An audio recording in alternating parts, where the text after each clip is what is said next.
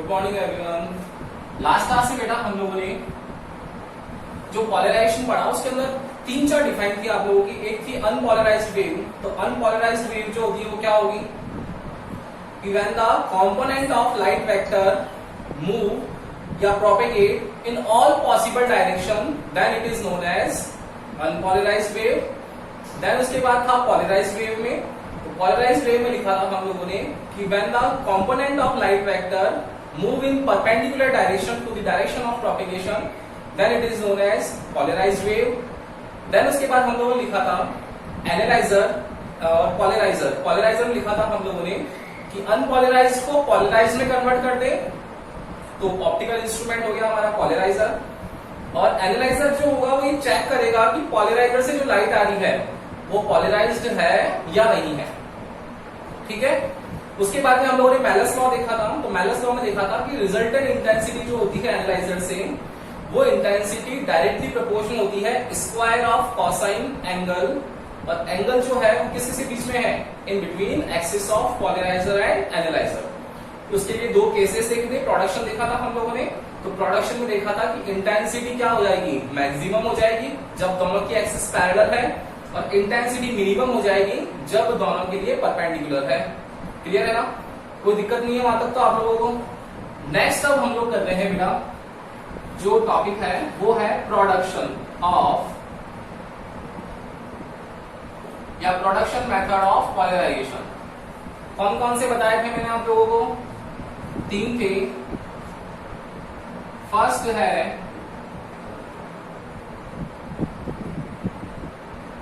Polarization by scattering. Second होता है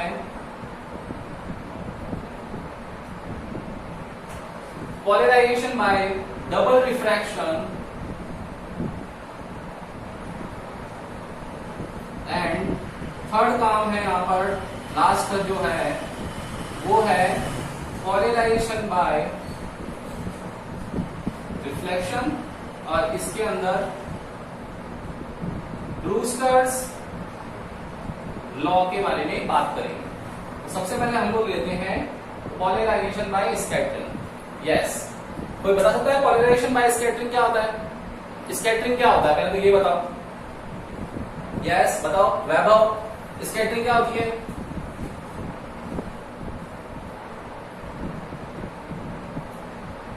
वैभव, अजमत,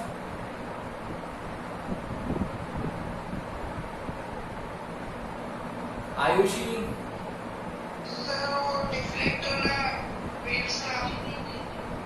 देखो पोलराइजेशन बाय स्कैटरिंग है क्या एक्चुअली में, देखना कि अगर आप लोगों को स्कैटर्ड करना है, स्कैटर्ड का मतलब होता है कि कोई भी लाइट जो है वो किसी भी एक पार्टिकल से, और उस पार्टिकल की जो वेवलेंथ होनी चाहिए वो होनी चाहिए in the order of size of particle.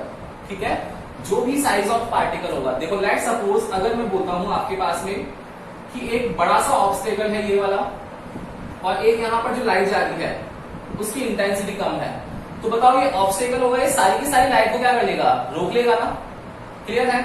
Second case लेते हैं कि अब की बार सोर्स का साइज इंक्रीज कर दिया और ऑब्स्टेकल का साइज जो है वो बहुत कम है, तो अब क्या होगा, देखो पहले था ये बहुत स्मॉलर था, इसका साइज बहुत लार्ज है, अब की बार इसका साइज लार्ज कर दिया, इसका बहुत स्मॉलर कर दिया, तो क्या होगा बेटा, ये पूरा का पूरा इससे टकराएगा ही नहीं। क्या होगा, मैक्सिमम लाइट जो होगी वो स्ट्रेट निकल जाएगी। लेकिन अब की बार दोनों कंडीशन में दोनों का साइज जो है वो एक दूसरे की ऑर्डर में है, मतलब नियरली इक्वल है, ऑलमोस्ट इक्वल है। अब क्या होगा कि अब जितनी भी लाइट होगी वो यहां से कोलाइड करके डिफरेंट डिफरेंट एंगल्स पर यहां पर उसका क्या हो रहा है, स्कैटरिंग हो रही है। यही प्रोसेस मेरा स्कैटरिंग का था। अब इस स्कैटरिंग से पोलराइजेशन कैसे अचीव कर सकते हैं वो देखने वाला खेल है कि यहां पर फर्स्ट नेसेसरी कंडीशन क्या होनी चाहिए, क्या होनी चाहिए नेसेसरी कंडीशन कि द साइज ऑफ जो वेवलेंथ है वो ऑर्डर में होनी चाहिए किसके, साइज ऑफ पार्टिकल के। अब देखो कैसे कर सकते हैं हम लोग, स्कैटरिंग कर रहे हैं। स्कैटरिंग को परफॉर्म करने के लिए देखना हम लोगों ने यहाँ क्या करा, अनपोलराइज्ड वेव ले ली, और अनपोलराइज्ड वेव जो है वो ऑल पॉसिबल डायरेक्शन के अंदर मूव कर रही है। ठीक है। अब देखो क्या होगा यहाँ पर, जब भी ये मूव करेगी यहां से तो उसके कंपोनेंट जो होंगे वो कंपोनेंट क्या होंगे, ये कंपोनेंट, ये कंपोनेंट, ये वाला कंपोनेंट यही होंगे। तो ये एक अनपोलराइज्ड वेव है, इसको स्कैटर करना है। तो लेट सपोज ये एक्सिस अगर मेरी y है तो ये मेरी क्या होगी, x होगी, और ये क्या होगी, z होगी। तो मुझे इसके अकॉर्डिंग इसको स्कैटर करना है। तो देखना, इसके कुछ कंपोनेंट जाएंगे x डायरेक्शन में, कुछ कंपोनेंट जाएंगे z डायरेक्शन में। यहां पर z, एक ऑब्जर्वर यहां से देख रहा है इसको, एक ऑब्जर्वर यहां से देख रहा है इसको। तो ऑब्जर्वर जब देखेगा तो ऑब्जर्वर के लिए देख रहा बेटा, कंपोनेंट डिवाइड होंगे तो परपेंडिकुलर आ जाएंगे। ये देखो परपेंडिकुलर कंपोनेंट आ रहे हैं। सेम ऐसा भी यहां पर परपेंडिकुलर है, लेकिन फर्क क्या है, देखो ध्यान से देखना इस चीज को, कि जो ऑब्जर्वर खड़ा है जेड एक्सिस पर, उस जेड एक्सिस के लिए तो ये ऑब्जर्वर पैरेलल है या नहीं है ना। लेकिन जो जेड एक्सिस पर ऑब्जर्वर खड़ा है उसके लिए एक्स वाले कंपोनेंट कैसे होंगे, परपेंडिकुलर होंगे, बिल्कुल होंगे भाई। एक्स वाई और जेड के बीच में कितना एंगल है, 90 डिग्री का एंगल है ना। तो जेड वाले को ये तो क्या दिखेंगे, उसके प्लेन में दिखेंगे, लेकिन ये वाले जो होंगे उस प्लेन के परपेंडिकुलर दिखेंगे। सेम ऐसा एक्स वाले को ये जो कंपोनेंट है वो तो क्या दिखेंगे, उसी के प्लेन में दिखेंगे, पैरेलल। लेकिन एक्स वाले को जेड एक्सिस पर जितने भी कंपोनेंट है वो क्या दिखेंगे, परपेंडिकुलर दिखेंगे। It means polarization by scattering में होने क्या वाला है कि जो एक्स एक्सिस और जेड एक्सिस पर कंपोनेंट चल रहे हैं वो पैरेलल है एक्सिस के, लेकिन एक दूसरे के इंडिविजुअल जो हैं वो क्या है, परपेंडिकुलर है। एक्स वाले के लिए जेड परपेंडिकुलर है और जेड वाले के लिए एक्स वाला परपेंडिकुलर है। इट मींस ये ट्रांसवर्स नेचर को शो कर रहे हैं। दैट मींस जो लाइट आ रही है वो अनपोलराइज्ड से पोलराइज्ड में आ रही है, पहली चीज। दूसरी चीज, उसकी डायरेक्शन चेंज हो गई, मतलब ये लाइट जो है वो स्कैटर्ड हो गई यहाँ पर।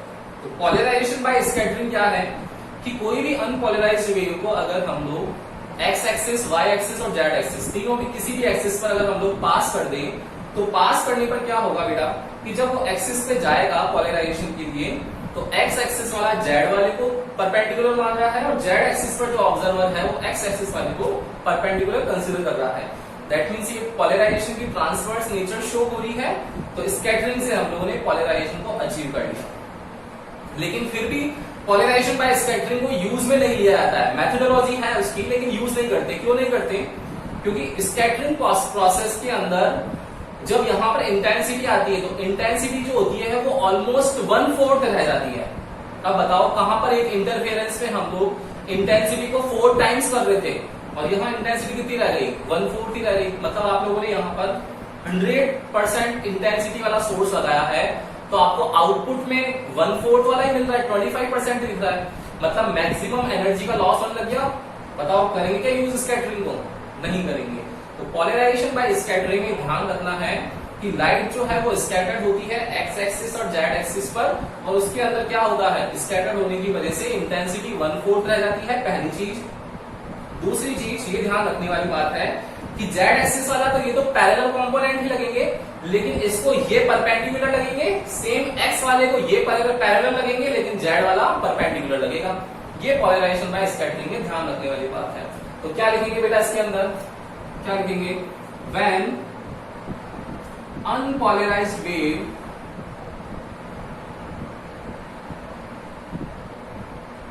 is propagate in a medium, then it is scattered on perpendicular axis. Therefore, observer on x-axis feels the transverse nature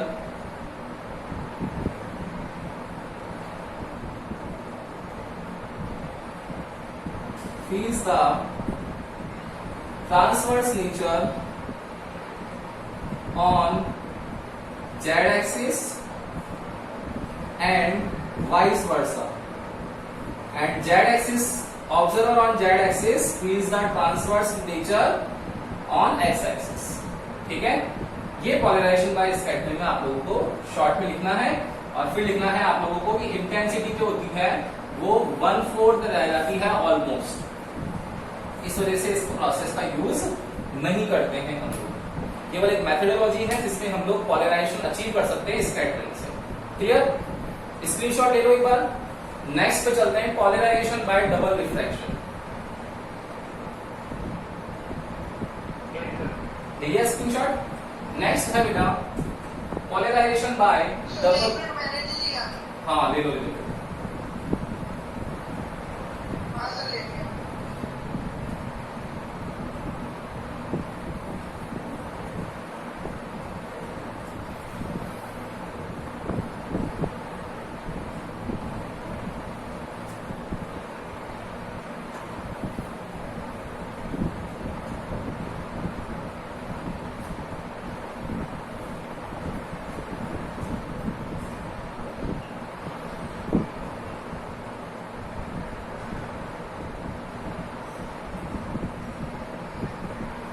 polarisation by double refraction. अब देखना, डबल रिफ्रैक्शन करवाना है। रिफ्रैक्शन प्रोसेस 2 टाइम्स होना चाहिए। कैसे होगा देखना, अनपोलराइज्ड वेव है,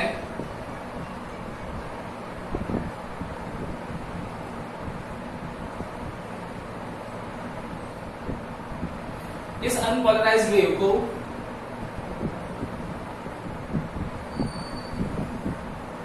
यहां से हम लोग जब ट्रांसमिट करेंगे तो अनपोलराइज्ड वेव जब जाएगी यहां पर तो रिफ्रैक्शन करवाना चाहिए। मतलब ये ट्रांसपेरेंट सरफेस है तो ये मीडियम फर्स्ट हो गया, ये मीडियम सेकंड हो गया। लेट सपोज ये मीडियम मैंने ले लिया यहां पर रियल मीडियम और ये वाला ले लिया मैंने डेंस मीडियम। तो जब अनपोलराइज्ड वेव के कंपोनेंट होंगे, ये अनपोलराइज्ड वेव वाले कंपोनेंट जो होंगे इसका पॉइंट ऑफ इंसिडेंस पर रिफ्रैक्शन होना चाहिए। और रिफ्रैक्शन रूल्स के अकॉर्डिंग होगा कि लाइट वेव जब रेयर टू डेंस जाएगी तो रेयर टू डेंस में क्या होगा बेटा, शिफ्ट हो जाएगी टूवर्ड्स दी नॉर्मल। मतलब ये लाइट जो है उसमें से एक लाइट जो होगी वो तो बिल्कुल स्ट्रेट अवे पास हो जाएगी, बिल्कुल सीधी निकल गई। एंड दूसरी जो लाइट होगी वो यहां पर शिफ्ट हो जाएगी टूवर्ड्स दी नॉर्मल। तो इसके जो कंपोनेंट होंगे और इसके जो कंपोनेंट है उनमें क्या फर्क है, दोनों ही पोलराइज्ड वेव है। तो एक जो लाइट है वो रिफ्रैक्शन के रूल्स को फॉलो कर रही है, उस लाइट को बोलते हैं हम लोग ओ रे। ये ओ जो है ओ stands for ordinary ray. And ये वाली रे जो कहलाती है इस रे को बोलते हैं यहां पर ई रे। ई जो है वो उसका मतलब है यहां पर extraordinary. That means O ray and E ray. O ray stands for ordinary ray and E ray stands for extraordinary ray. Clear? तो जब भी अनपोलराइज्ड वेव है वो अनपोलराइज्ड वेव ट्रांसपेरेंट सरफेस पर जब इंसिडेंट हो रही है तो डबल रिफ्रैक्शन का प्रोसेस हो रहा है। उस डबल रिफ्रैक्शन के प्रोसेस में इंसिडेंट लाइट एक तो स्ट्रेट अवे पास हो जाती है, एक रिफ्रैक्ट होकर के शिफ्ट हो जाती है टूवर्ड्स दी नॉर्मल। तो एक रे होती है ओ रे जिसको बोलते हैं ऑर्डिनरी रे, एक होती है ई रे एक्स्ट्रा ऑर्डिनरी रे। तो रिफ्रैक्शन के रूल्स को जो फॉलो करती है वो ऑर्डिनरी रे होती है और रिफ्रैक्शन के रूल्स को जो फॉलो नहीं कर रही है वो कौन सी रे होती है, एक्स्ट्रा ऑर्डिनरी रे। इसी चीज को लिखना है बस। क्या हो जाएगा बताओ, when unpolarised wave is incident on transparent surface, then process of double refraction occur and it is divided into 2 रे। फर्स्ट होगा ओ रे। ओ रे क्या करती है, इट ऑबेज द रिफ्रैक्शन रूल्स और जो ई रे होगी वो इस एरिया में पास होगी, मतलब उसका ट्रांसपेरेंट सरफेस से कोई रिफ्लेक्शन नहीं हुआ, that means does not follow the refraction rules, ये फॉलो नहीं करेगी। ठीक है, तो अनपोलराइज्ड वेव का रिफ्रैक्शन के जरिए हम लोगों ने पोलराइजेशन देख लिया है। तो पोलराइजेशन में ध्यान रखना है बेटा, पोलराइजेशन देखो आप लोगों को काफी इजी लग रहा होगा इस चैप्टर में, टफ नहीं है, काफी इजी टॉपिक है, थियोरेटिकल है, मैक्सिमम पार्ट इसका थियोरेटिकल है। तो इंपॉर्टेंट पार्ट जो है वो आप लोगों को एक तो ध्यान रखना है प्रोडक्शन ऑफ पोलराइजेशन, जो कल सिखाया था मैंने आप लोगों को, जिसमें टूरमेलिन क्रिस्टल है दोनों, एक पोलराइजर का एक एनालाइजर का, उसमें ध्यान रखना है आप लोगों को। क्वेश्चन उसी अकॉर्डिंग आएगा, मैंने कल भी बताया था क्वेश्चन आप लोगों को कि क्वेश्चन जो आएगा वो आएगा कि how to produce polarised wave from the polariser and analyser. तो प्रोडक्शन मेथड के लिए आप लोगों को पूरा वो दोनों डायग्राम ड्रॉ करने पड़ेंगे।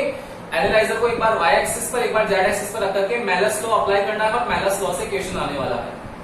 तो एक क्वेश्चन हो गया मेलस लॉ पर, या तो डायरेक्ट पूछेगा मेलस लॉ क्या है, दूसरा पूछेगा प्रोडक्शन मेथड से, उसमें भी मेलस लॉ को आप लोगों को इंक्लूड करना पड़ेगा। और जो दूसरा आएगा उस दूसरे के अंदर आप लोगों का ब्रूस्टर एंगल आने वाला है, जो अभी हम लोग थर्ड वाला करने वाले हैं। तो दोनों क्वेश्चंस जो होंगे वो इंपॉर्टेंट बनते हैं, और जब सिलेबस इस बार कम कर दिया है तो मैक्सिमम चांसेस है कि यहां से क्वेश्चन आप लोगों का आ जाएगा।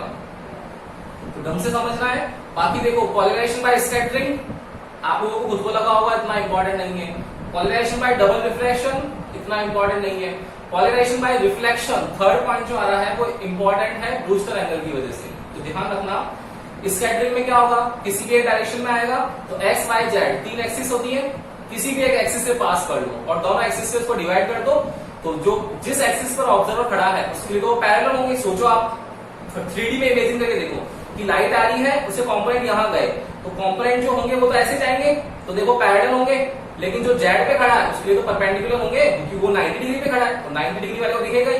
मेरे लिए जो ये है, आप अगर 90 डिग्री पे ऐसे खड़े हो तो दिखेगा आपको तो 90 डिग्री, और मेरे लिए क्या है वो मैं यहाँ खड़ा हूं तो पैरेलल दिखेगा मुझे, सीधी चीज है। तो स्कैटरिंग वाला डबल रिफ्लेक्शन में ध्यान रखना है बस ऑर्डिनरी रे और ई रे का, एक्स्ट्रा ऑर्डिनरी का, कि ओ रे जो होगी वो फॉलो करेगी, ई रे जो होगी वो फॉलो नहीं करेगी, बस डबल रिफ्लेक्शन खत्म हो गया। थर्ड जो है अब पोलराइजेशन बाय रिफ्लेक्शन, इंपॉर्टेंट है, एक बार इसका स्क्रीनशॉट ले लो बेटा, फिर थर्ड उस पर मूव करते हैं।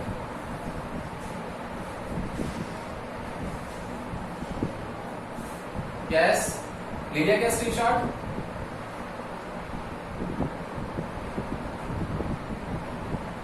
यस और नो?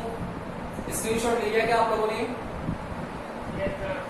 अब देखना थर्ड है बेटा, इंपॉर्टेंट वही है polarisation by reflection.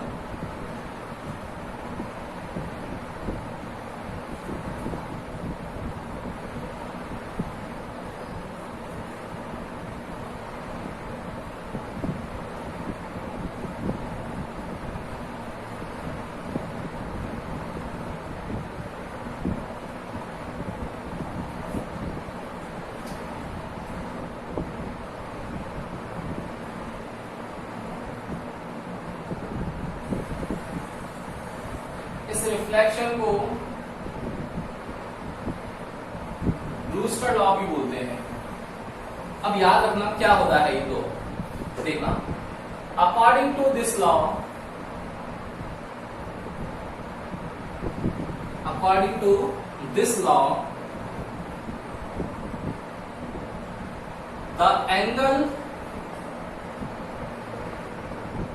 In between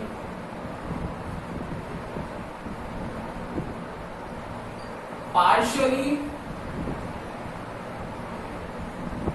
reflected ray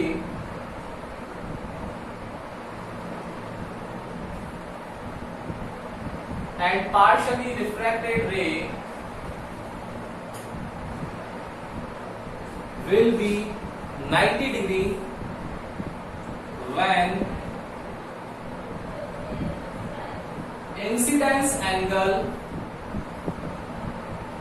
becomes Brewster angle. ये आपका स्टेटमेंट हो गया। क्या लिखा हुआ है? According to this law the angle, angle किस किस के बीच में? The angle in between partially reflected ray and partially refracted ray, ये वर्ड इंपॉर्टेंट है, partially refracted ray will be 90 degree. दोनों के बीच में रिफ्लेक्टेड एंड रिफ्रैक्टेड के बीच में एंगल है 90 डिग्री का। कब? When incidence angle becomes Brewster angle. देखो बेटा कहीं ना कहीं ये क्रिटिकल एंगल वाली कंडीशन ही हो गई ना, कि इंसिडेंट एंगल जब जा रहा है तो रिफ्रैक्टेड एंगल आ रहा था हमारे पास में नॉर्मल, लेकिन जब इंसिडेंट एंगल की वैल्यू क्रिटिकल एंगल की इक्वल हो गई थी तब रिफ्रैक्शन एंगल हमारा 90 डिग्री हो गया था। याद आया आप लोगों को क्रिटिकल एंगल की कंडीशन में? यही तो था। सेम वैसा ही दिखा ना ब्रूस्टर एंगल भी, कि ब्रूस्टर एंगल भी क्या है, वहां पर क्रिटिकल एंगल था 90 डिग्री पर रिफ्रैक्टेड एंगल, यहां पर क्या है, रिफ्रैक्टेड नहीं बात करी है उसने, रिफ्लेक्टेड एंड रिफ्रैक्टेड दोनों की बात करी है, उनके बीच में एंगल कितना होना चाहिए, 90 डिग्री। अब मुझे एक चीज बताओ आप लोग, कि कोई एक मान लो ग्लास है, इधर सन रेडिएशन आ रही है, तो जो सन रेडिएशन आ रही है तो बताओ क्या इस ट्रांसपेरेंट सरफेस से सारी की सारी लाइट पास हो जाएगी क्या? आप लोग अपनी गाड़ी में बैठे हो, मान के देखो, और जो ग्लास है तो बाहर से जो जितनी भी सनलाइट आ रही है वो सारी की सारी गाड़ी के अंदर एंटर हो रही है क्या? नहीं हो रही ना। उसका कुछ पार्ट तो रिफ्रैक्ट हो रहा है और कुछ पार्ट उस सरफेस से, ट्रांसपेरेंट सरफेस जो ग्लास ले रखा है उससे टकरा करके वापस रिफ्लेक्ट हो रहा होगा। इसमें तो एग्री करते हो आप लोग सब जने। इसका मतलब ये समझ में आ गया कि कोई भी लाइट वेव कंप्लीटली ना तो रिफ्लेक्टेड होती है ना ही कंप्लीटली रिफ्रैक्टेड होती है। इस चीज को बताया सबसे पहले ब्रूस्टर ने। तो ब्रूस्टर बोलता है कि कोई भी लाइट जो है ना तो कंप्लीटली रिफ्लेक्ट होती है ना ही कंप्लीटली रिफ्रैक्ट होती है।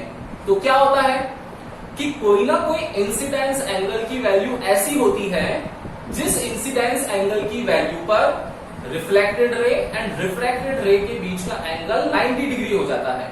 तो जिस इंसिडेंट एंगल पर ऐसा होता है उसी एंगल को बोलते हैं क्या? Brewster angle.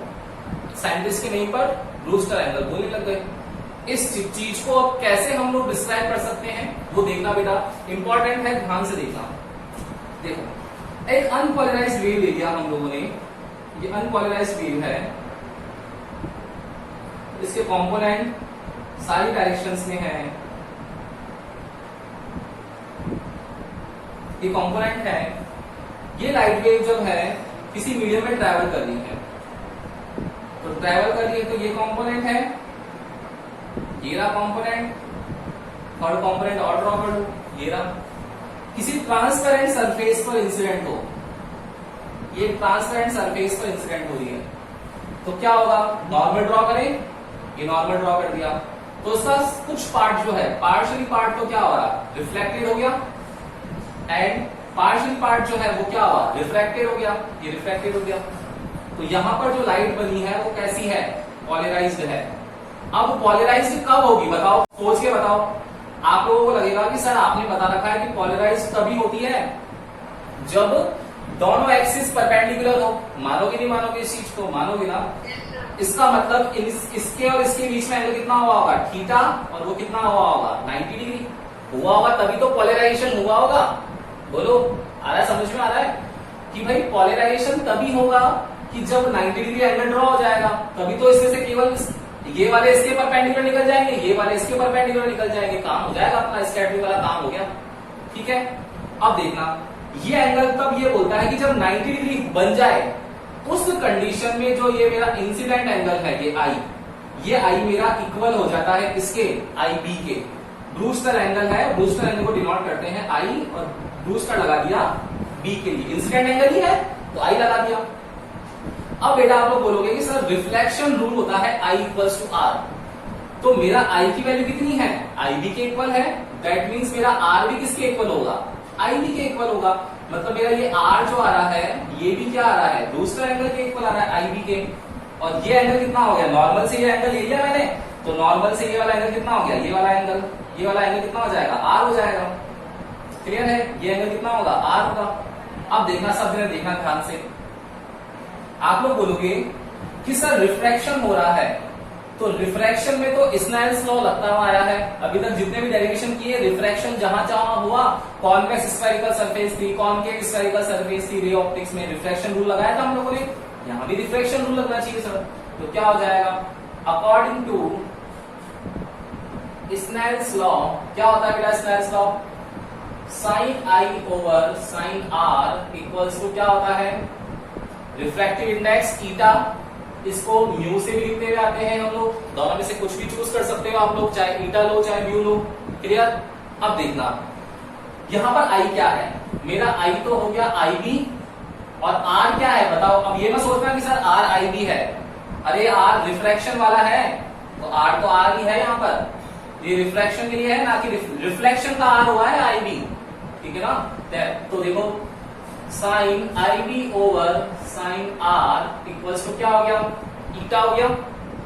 क्लियर है। अब देखो सब देखो ध्यान से वापस, ये नॉर्मल है, तो इस नॉर्मल में ये पूरा एंगल बेटा आप लोगों को कितना दिख रहा है, 180 दिख रहा है क्या, दिख रहा है ना। इट मींस जो एंगल आई बी है प्लस ये थीटा है प्लस ये वाला एंगल आर है, इन तीनों एंगल का सम कितना होगा, 180 डिग्री होगा।